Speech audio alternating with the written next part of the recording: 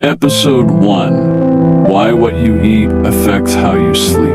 Part 1: The Silent Link Between Your Plate and Your Pillow. Let's be honest. Most of us think about food in terms of calories, energy, or weight. We eat to fuel our day, to keep going, to not feel hungry. And when we can't sleep, we usually blame stress, our phones, the noise outside, or just bad luck. But here's something we rarely think about. What if the way you're eating is the reason you're sleepless at night? It's not obvious at first. Food seems like a daytime thing, right? Breakfast, lunch, dinner. But the truth is, everything you put into your body during the day affects how your body settles at night. Your blood sugar, your hormones, your digestive system, your brain, they all respond to what you eat. And those systems, they don't shut off when the sun goes down. They keep working, quietly shaping how easily or how restlessly you fall asleep. Let's start with the basics. When you eat, your body breaks food down into nutrients, sugars, fats, amino acids. Those nutrients do a lot of things. Some give you energy, some rebuild tissues, some send chemical messages to your brain. But some of them, like tryptophan, magnesium, B vitamins, or glucose, play a direct role in regulating melatonin, your body's sleep hormone, and serotonin, your calming neurotransmitter. You may have heard of melatonin. It's what tells your body, hey, it's nighttime, let's start winding down. But here's what most people don't know. Melatonin is made from serotonin, which is made from tryptophan, which comes from your food. That's right, your ability to produce the hormones that help you sleep starts on your plate. And it's not just about nutrients, it's also about when and how much you eat. Ever had a huge meal right before bed and felt too full to lie down? Or maybe skipped dinner and ended up wide awake at 2 a.m. because your stomach was quietly growling for attention? Yeah, that's your body reminding you, I need balance, not extremes. Let's talk about blood sugar.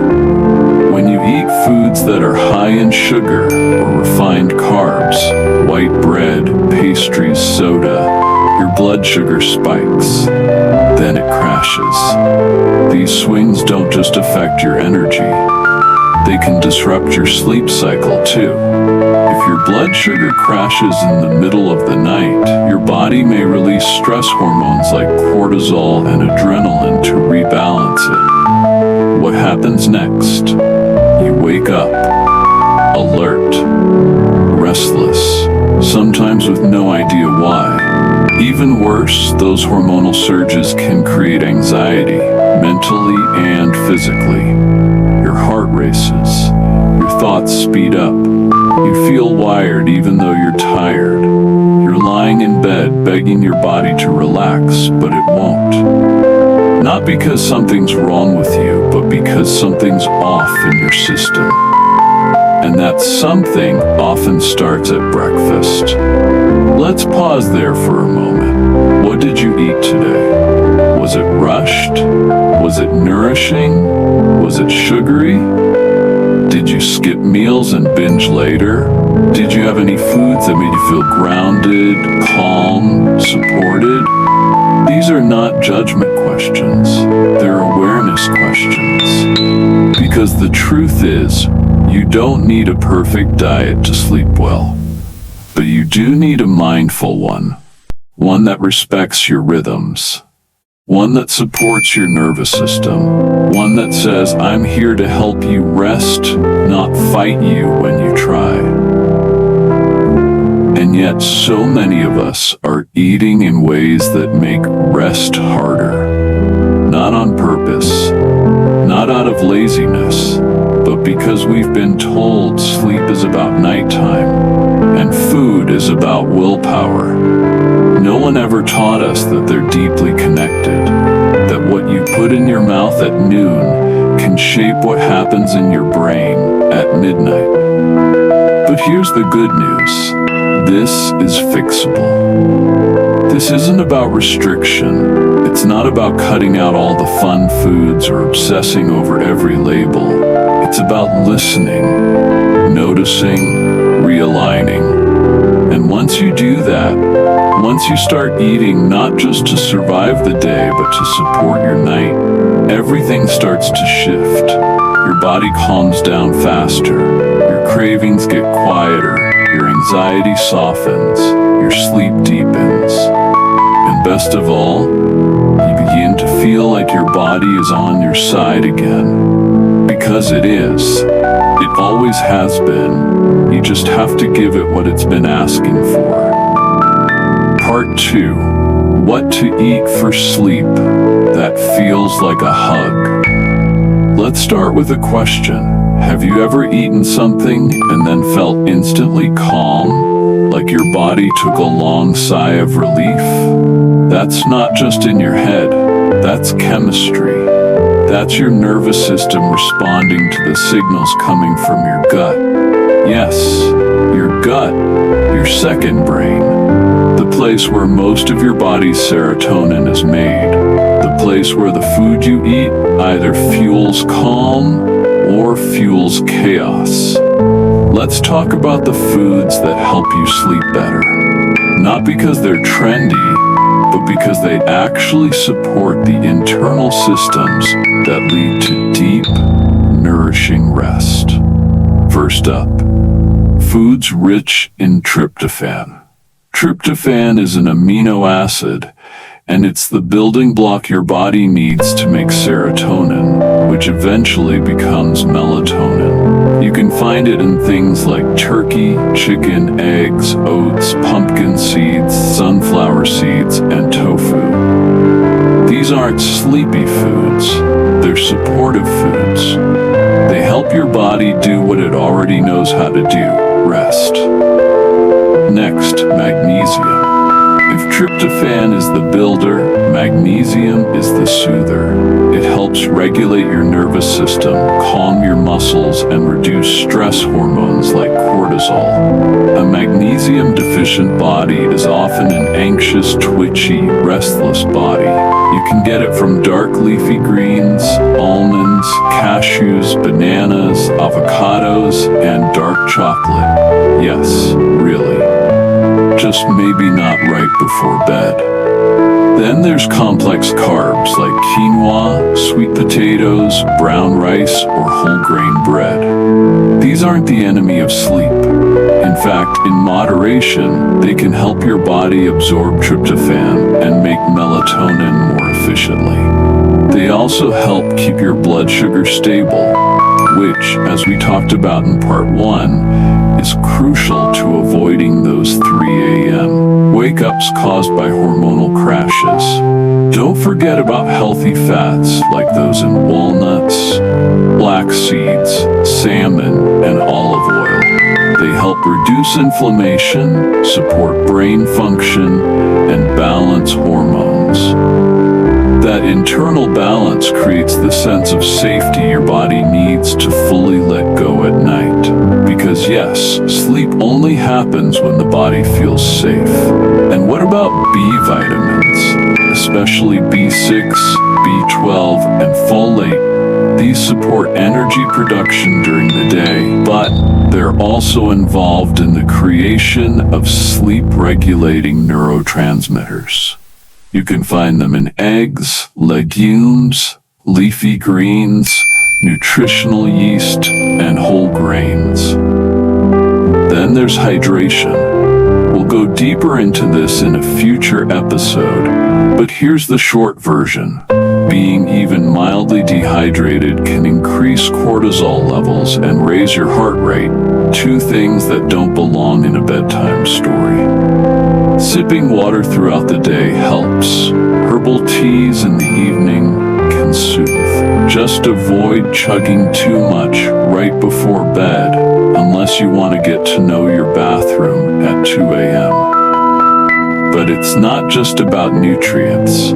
It's also about the emotional tone of your meals. Ask yourself, are you eating in a rush with anxiety in your chest? Are you scrolling or working while you chew? Are you skipping meals and then overeating late at night because you're finally free? That chaos shows up later when the lights are off and your brain tries to downshift, but your body says, we're not done processing today. One of the best things you can do for your sleep is to build meals that feel like rituals, not just routines. A warm bowl, a quiet seat, chewing slowly, saying thank you to the food, even silently. Letting your nervous system know we're safe, we're nourished, we're not in a rush anymore. That signal tells your parasympathetic nervous system, the one responsible for rest and digest, to come online. And once that happens, sleep becomes much easier. It's also worth noticing what doesn't help. Highly processed foods, heavy fried meals, excess caffeine or sugar, they're not evil, but they're loud. And your nervous system needs quiet. These foods tend to create internal noise, spikes in blood sugar, crashes in energy, digestive discomfort, and inflammation. All of that makes it harder for your body to access deep rest. But this isn't about shame.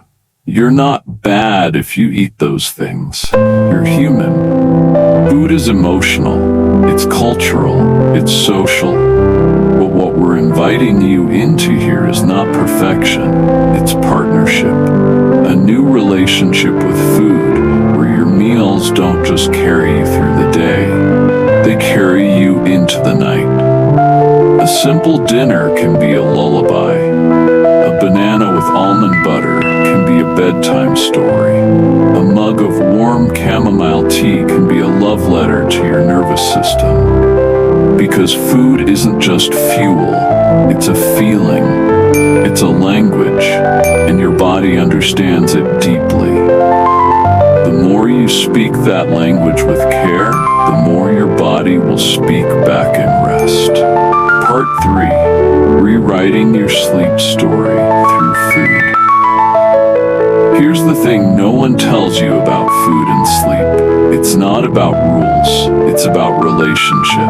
Anyone can tell you don't eat sugar at night or avoid caffeine after 2 p.m. But that's not the point. The point is, how do you feel when you eat? How do you feel before, during, and after a meal? Do you feel anxious, guilty, disconnected, or do you feel grounded, supported, present? Because your body knows the difference. It's not just about what you eat, it's about how you eat and why. A salad eaten in a rush with resentment won't nourish you the same way a warm bowl of soup eaten slowly, gratefully, in silence will. And that experience carries into the night. Your body remembers the emotional tone of your day. It stores it. It processes it while you sleep. Or, if sleep doesn't come, it holds it and waits for another chance to let go. So maybe tonight you don't start with some big food overhaul.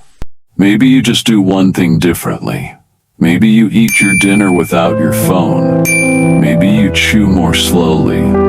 Maybe you add one sleep-friendly food to your plate. Just one. Maybe you notice how your body responds. That's where healing begins.